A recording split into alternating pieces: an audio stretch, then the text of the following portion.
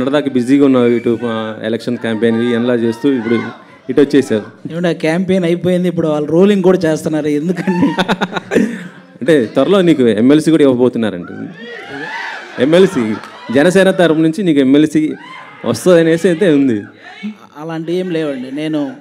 నేను కళ్యాణ్ గారి కోసం వర్క్ చేశాను.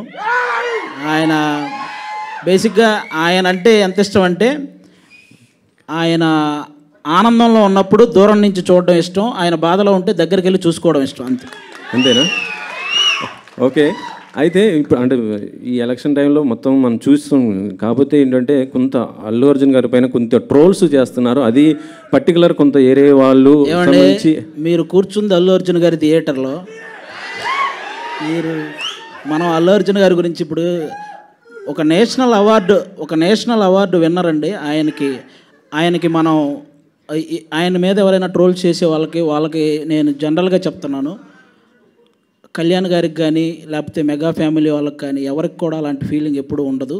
వాళ్ళంతా ఎప్పుడూ ఒకటే. కాబట్టి ఒక నేషనల్ అవార్డు సాధించినటువంటి అల్లు అర్జున్ గారిని అలా కొంతమంది వాంటెడ్గా ట్రోల్ చేయటం కానీ, ఇలా కొన్ని థంబ్నెయిల్స్ పెట్టడం కానీ, ఇలాంటివి ఇక నుంచైనా ఆపేయాలని మనస్ఫూర్తిగా కోరుకుంటున్నానండి. అంతే, ఇంకా అంతకు